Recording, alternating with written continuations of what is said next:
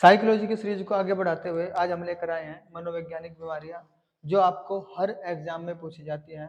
वो UP TET हो, सी TET हो, हरियाणा टैट हो, राजस्थान टैट हो, कोई भी टैट हो, हर एग्जाम में ये पोर्शन आता ही आता है। तो स्टूडेंट्स, मैं अजय चौहान आपका स्वागत करता हूं आपके अपने यूट्यूब चैनल शिखर एकेडमी में।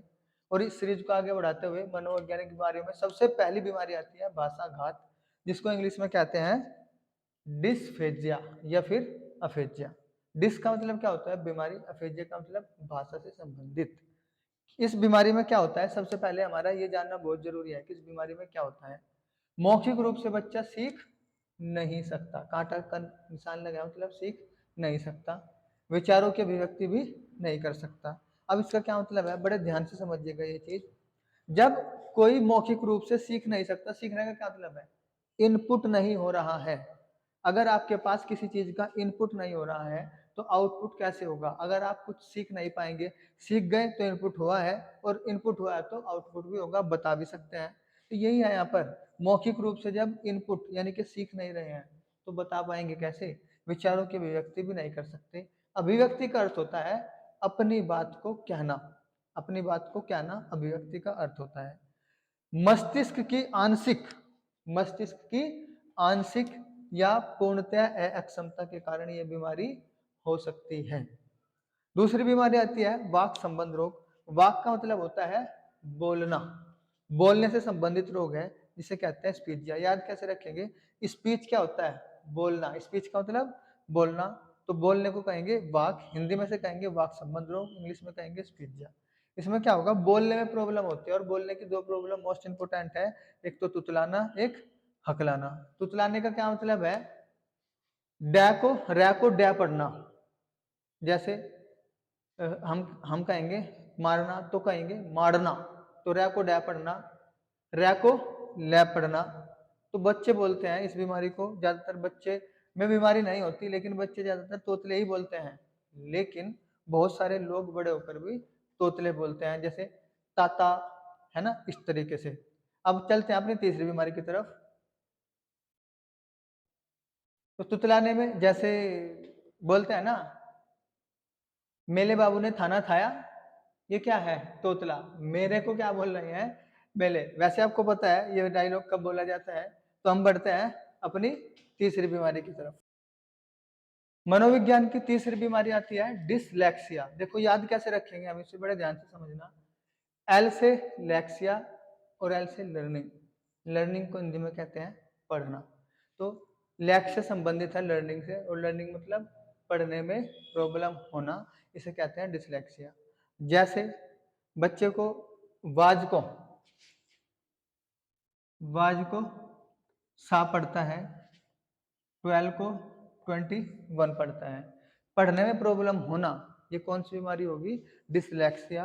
और डिसलेक्सिया को क्या कहेंगे हम, लर्निंग से संबंधित या पढ़ने से संबंधित। अब बात करते हैं डिसग्राफिया की। देखिए ग्राफ कैसे बनता है, ग्राफ ऐसे ही तो बनता है, ऐसे बनता है ग्राफ, किसी भी चीज का ग्राफ, ठीक। यह ग्राफ ऐसे बनता है।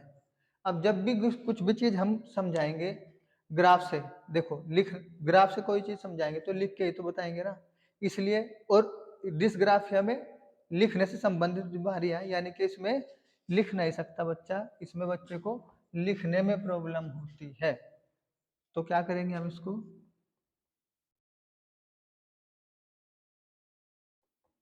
लिखने में समस्या। जब लिखने में समस्या, लिखने में प्रॉब्लम होगी तो उस बीमारी को कहेंगे डिसग्राफिया। अब ये डिस्प्रैक्सिया क्या है, डिस्प्रैक्सिया भी लिखने से संबंधित है।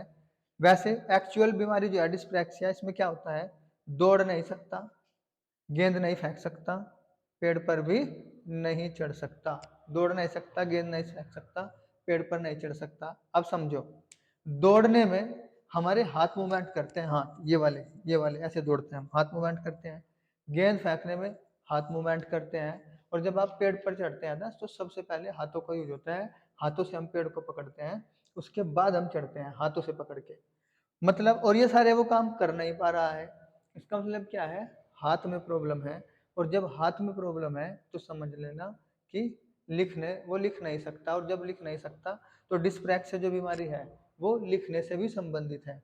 अब लिखने से संबंधित दो बीमारियां हो गई, एक है डिस्ग्राफिया और एक है डिस्प्रैक्सिया। अब वो जब उसके हाथ में प्रॉब्लम है तो इसका मतलब क्या है? शारीरिक अक्षमता। शारीरिक अक्षमता उसके पास है, इसलिए उसे कहेंगे जब शारीरिक अक्षमता होगी डिस्प्रैक्सिया। हम चलते हैं साइकोलॉजी की अगली बीमारी की। मनोविज्ञान की अगली बीमारी आती है डिसकैलकुलिया। अब इसको याद कैसे रखेंगे? मेन चीज है हम इन बीमारियों को याद कैसे रखें। देखो, कैलकुलेटर,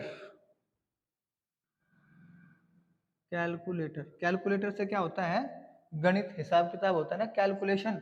कैलकुलेटर से कैलकुलेशन होती है, और कैलकुलेशन किससे होती है? गणित। तो इस गणित में समस्या उत्पन्न करती है ये बीमारी। कौन सी? डिसकैलकुलिया। डिस्थीमिया, डिस्थीमिया तनाव की बीमारी है।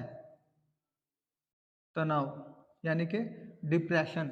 इसमें हर टाइम डिप्रेशन में रहता है बच्चा, किसी ने कुछ भी कह दिया तो एकदम से डिप्रेस्ड हो जाता है, बहुत ज्यादा तनाव लेने लगता है। डिस्थीमिया तनाव की बीमारी। डिसबुलिमिया खाने की बीमारी है, खाने की बीमारी। इसमें क्या होगा? हर 15 मिनट में खाने को चाहिए, हर 15 मिनट में खाने को चाहिए बच्चे को, हर टाइम खाता ही रहेगा, खाता ही रहेगा, खाता ही रहेगा, छकेगा ही नहीं, इसलिए डिसबुलिमिया। अब आते हैं डिसमेंशिया की। इसमें क्या होता है डिसमेंशिया में? इसमें तर्क, स्मरण शक्ति और चिंतन शक्ति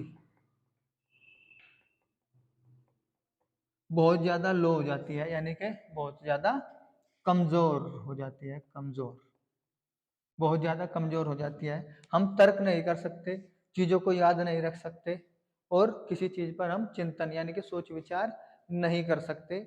जब ऐसा होगा तो समझना कि डिसमेंशिया बीमारी ने घेर लिया है। तो ये सारी बीमारियां थी आपकी मनोवैज्ञानिक बीमारियां, जिसमें आपको हर एग्जाम में जो भी टीचिंग से संबंधित एग्जाम होंगे, वो C TET, UP TET, super TET हो, किसी भी राज्य का हो, सभी एग्जाम्स में टीचिंग के ये बीमारियां पूछी जाती हैं। आशा करता हूँ कि आपको अच्छे से समझ आया होगा। समझ आया है तो वीडियो को लाइक कर दीजिएगा, कमेंट कर दीजिएगा और शेयर करना ना भूलें। चैनल को सब्सक्राइब कर लीजिए ताकि आपके पास हमारी वीडियो का नोटिफिकेशन आ सके। Thank you.